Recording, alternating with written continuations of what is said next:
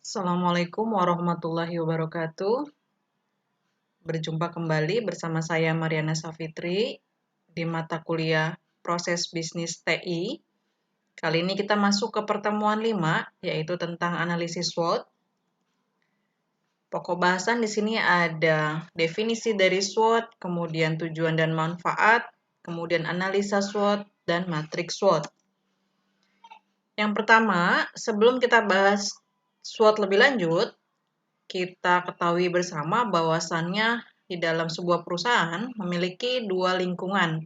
Yang pertama internal, yang kedua eksternal.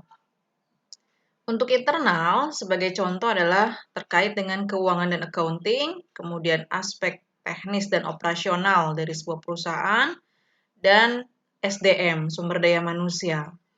Sedangkan untuk faktor eksternal, di sini terkait dengan kompetitor atau pesaing, kemudian supplier, kemudian teknologi, konsumen, kemudian kondisi sosial politik yang sedang terjadi, dan peraturan dari pemerintah.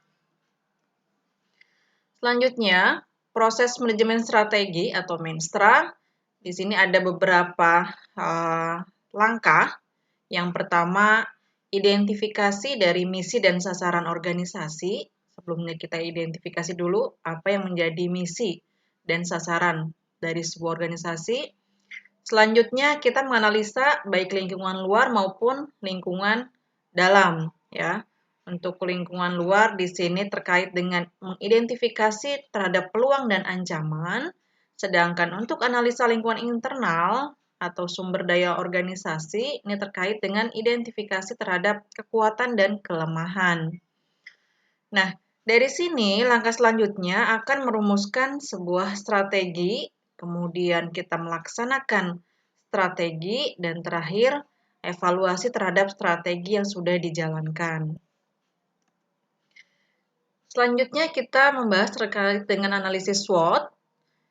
Sebelumnya kita ketahui dulu apa itu analisis SWOT, yaitu berupa identifikasi baik faktor internal ataupun eksternal dari sebuah perusahaan yang tentunya mempengaruhi potensi bisnis dan daya saing perusahaan secara sistematis dan menyesuaikan di antara faktor tersebut untuk merumuskan sebuah strategi perusahaan.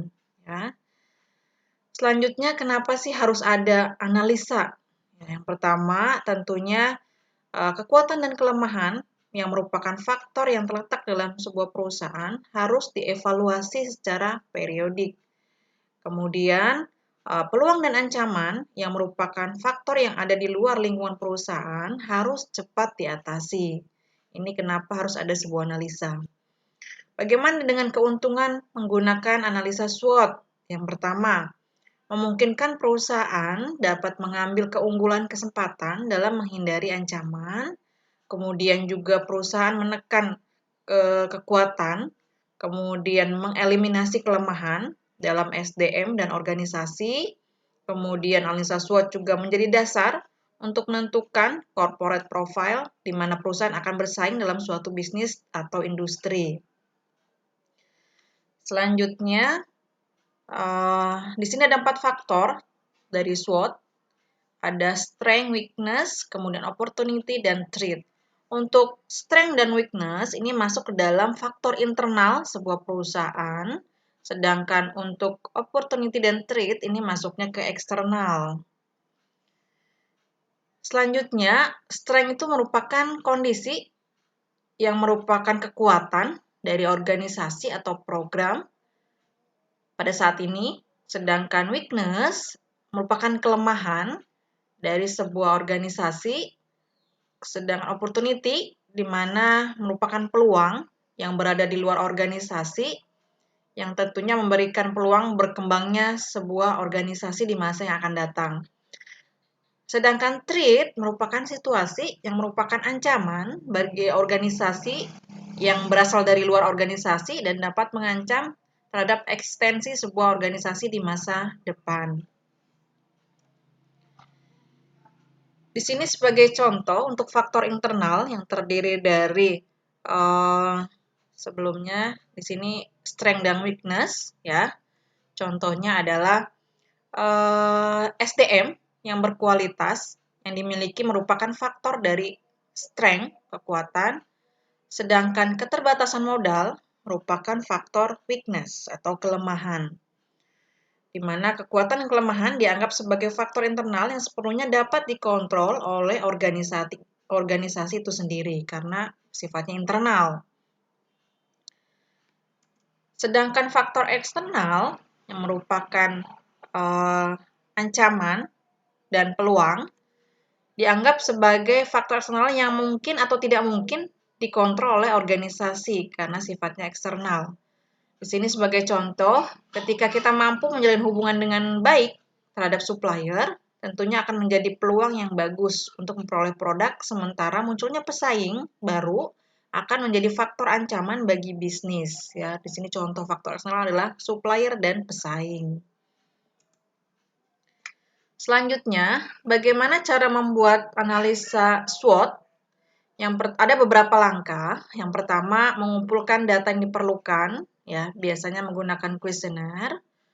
Kemudian kita membuat matrik IFAS, ya, internal faktor strategic analysis, serta EFAS, external factor strategis analysis summary. Selanjutnya kita buat juga matrik interaksi SWOT, ya, yang terakhir memilih alternatif dengan bobot tertinggi. Untuk matrik IFAS dan EFAS, contohnya di sini untuk yang internal berarti kita buat tabel, di mana dalam tabel ini ada beberapa kolom yang terdiri dari faktor-faktor strategisnya apa saja. Di sini saya bagi menjadi dua, yang internal yaitu peluang dan yang eksternal yaitu peluang dan ancaman. Di sini ada kolom bobot yang totalnya adalah 1, kemudian ada rating yang dikasih range 1 sampai 4. Kemudian di sini ada perkalian antara bobot dan rating, kemudian di sini keterangan. Begitupun dengan faktor dari internal, yaitu kekuatan dan kelemahan.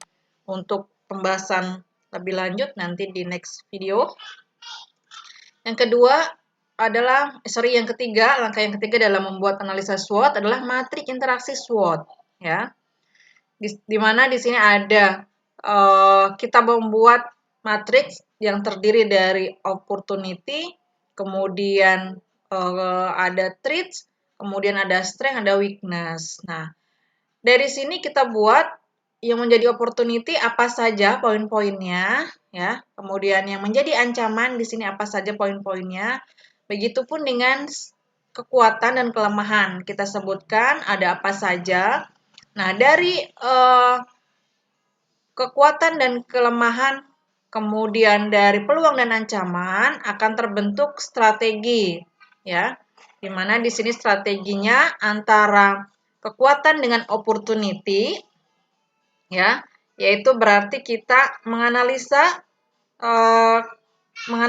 atau memanfaatkan seluruh kekuatan untuk merebut dan memanfaatkan peluang. Berarti ini ada di strategi SO.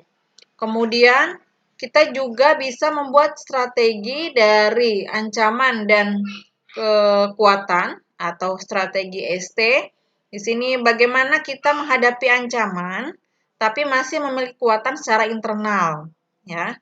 Selanjutnya berdasarkan dari strategi antara weakness dan opportunity, maka di sini kita memanfaatkan peluang dengan meminimalkan kelemahan.